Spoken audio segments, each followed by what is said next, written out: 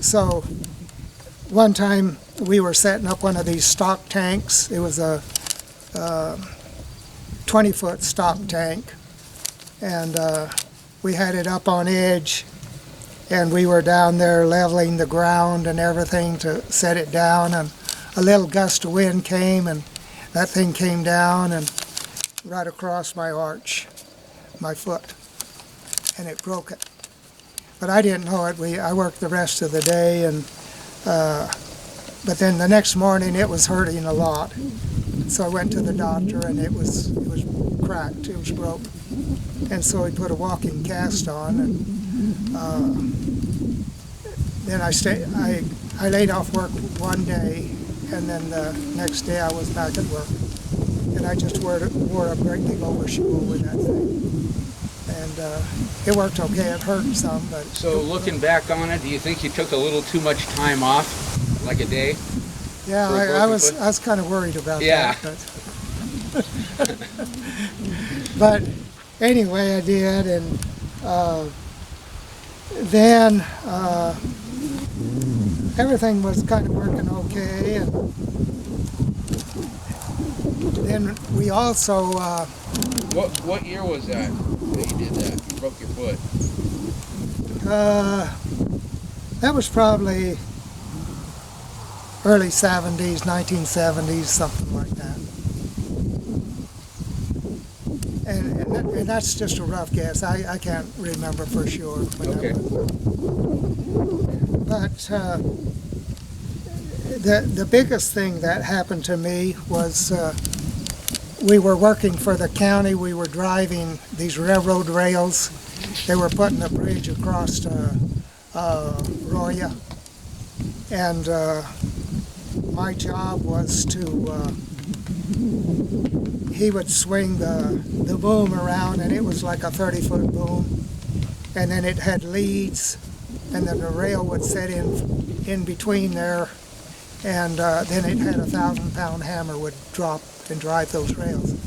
Well, he would swing that whole thing around, and I'd hook up the rail, and he'd swing it back and drive it.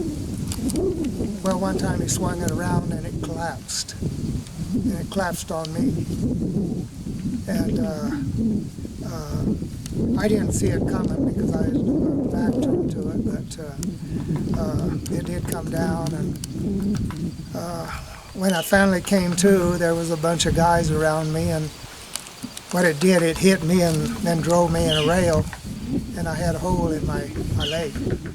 And so I went, of course, I went to the hospital, and then the doctor, emergency doctor was there, and he doctored me up, and of course I hurt my back. It was squashed kind of. And but then my leg, he put a iodized rag. He shoved an iodized rag in there, way in there to fight the infection and everything. And of course he was just an emergency doctor. And then a couple of days later, he stopped by. He looked in the room and said, "How you doing?" I said, "Oh, my leg is bothering like everything." And he came over and looked, and he had gave the nurses orders to pull that thing out in a few hours or something. It was in there a couple of days. Oh my God! And boy, he went out in the hall and he was hollering. I could hear him hollering about those nurses. And boy, they came in there and they got that thing out in a hurry. Oh, I bet. But then I recovered from all of that, and then I went back to work again. And then I was doing okay, and let's see, I was trying to think what came next. And what year was that you did that? That was probably late 70s, something like that. And then also late 70s, a little after that, I decided we had cattle out in the pasture and they were hard to check and everything. So I decided I needed an ultralight. And so I bought an ultralight. And it was brand new, and had to put it together and all of that stuff. And I found some guy, it came in 2 big crates. And I found a guy that said he'd put it together if he could learn to fly with me. And so I said, fine. So he put it together, and he lived in a, that was down there at Model, and he lived in that old schoolhouse. So he put that thing together in the big, one of those big classrooms. And then, of course, he had to take parts of it apart to get it out. But he got it all together, and we brought it over here. And then there was 4 easy lessons you take to fly that thing. And so first lesson was just taxi back and forth on the runway. The next was come off the ground about a foot, you know, up, fly. And then the next was about 4 foot up.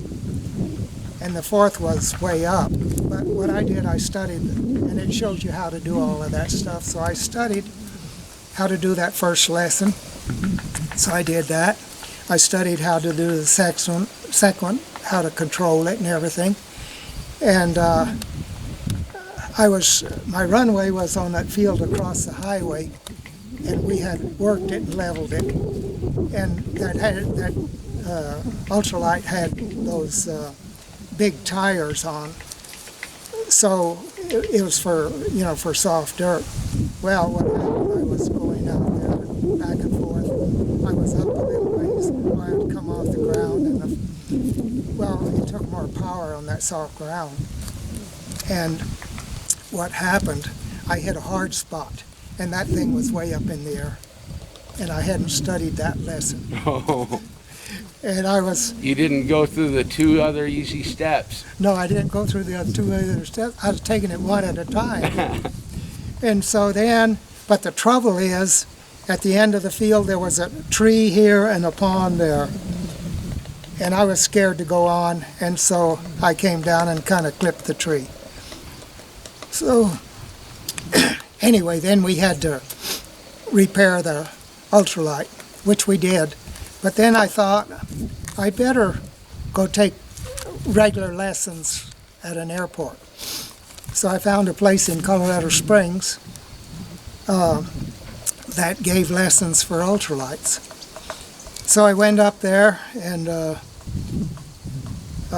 anyway, that ultralight they used up there, you set right out in front, and the wings are in the back here. And it's okay, and you can really see. But the guy that was showing me how to do it was a young guy, and so we was flying around up there and showing me, and he said, "I'll show you what a stall is." And so up we went, and all of a sudden we stopped, ran out of power. Down we came, straight down. And we were out in front there. Of course, we were buckled in, but he got fairly close to the ground, and then he pulled out. And so after that lesson, I came home, and I never could get that plane up in the air. I kept thinking about that stall and what it looked like when I was coming to the ground. So I sold the ultralight. Really? Yeah.